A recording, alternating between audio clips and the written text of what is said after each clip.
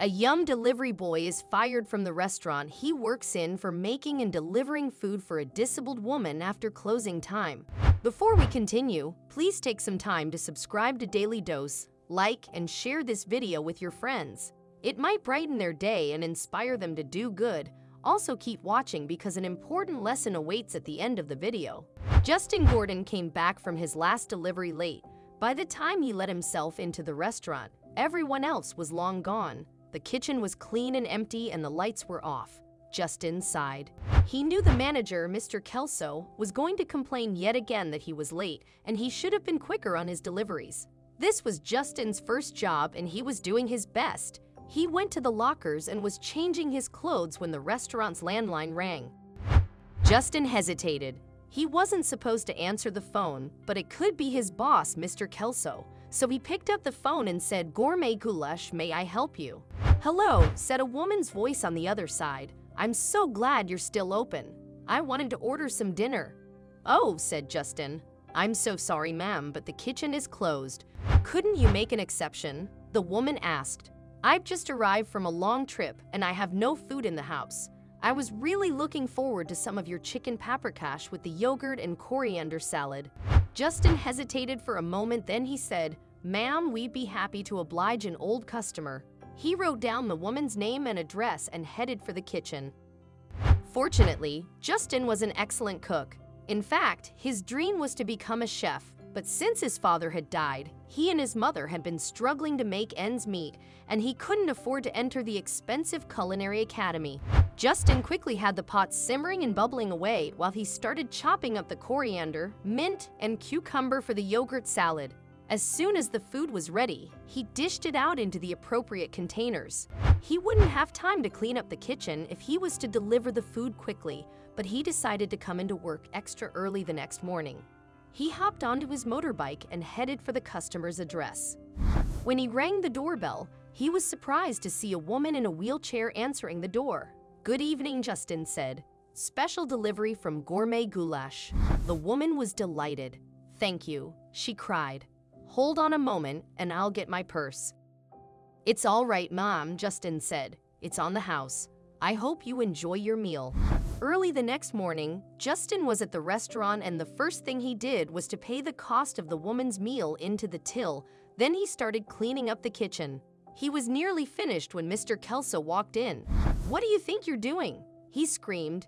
"You're not allowed in the kitchen unless it's to pick up deliveries." Justin blushed and explained, "A customer called last night and asked for chicken paprikash, and so I made some." "You made some?"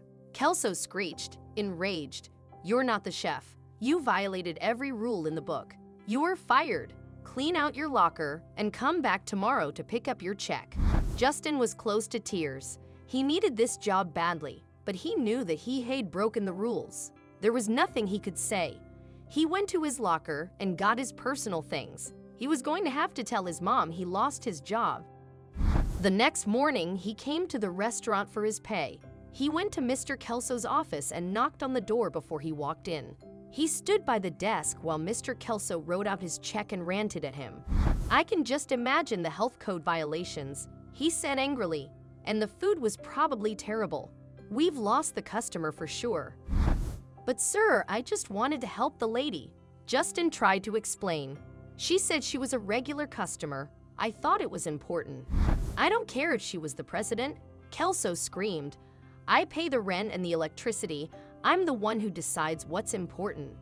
That was when Justin noticed the portrait of a woman on Mr. Kelso's desk. It was the lady he'd delivered the dinner to. Why would that nice woman's photo be on the nasty Mr. Kelso's desk? What could the connection possibly be? He was about to say something when Mr. Kelso threw the check at him. "Get out," he said, "and never come back."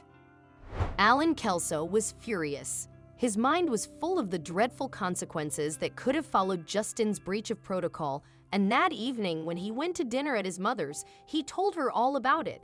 That irresponsible boy turned on the burners, he handled food, he said, "He could have created a dozen problems for me," and he left the kitchen in chaos. "Goodness," his mother gasped. "Why did he do that?" Some woman phoned in an order after hours, and instead of telling her the kitchen was closed, he thought he'd be Sir Galahad on a scooter. He scoffed. Can you believe it? Yes, his mother said and wheeled herself away from the table. And he was very sweet and charming too. Excuse me? Asked Alan, baffled. I phoned him, Alan, Mrs. Kelso said.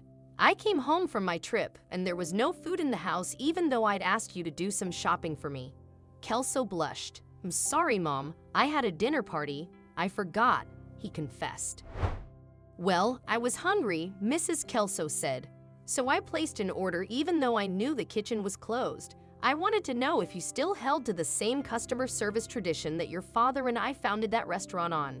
The young man you fired not only showed the kind of spirit I admire, but the food he delivered was also delicious. A lot better than what your current chef cooks. Alan was confounded. Really? He gasped.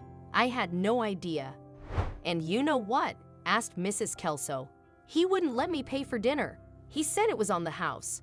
I think you should take that boy back quickly unless you want me to fire you, Alan. Justin was stunned to see his former boss on his doorstep the next day. Justin, Alan said, I'm here to invite you and your mother to lunch at Gourmet Goulash today and to give you your job back.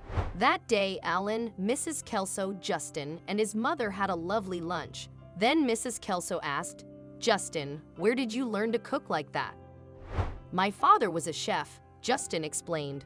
Before he died, I was going to study to become one too, but now, Mrs. Kelso smiled.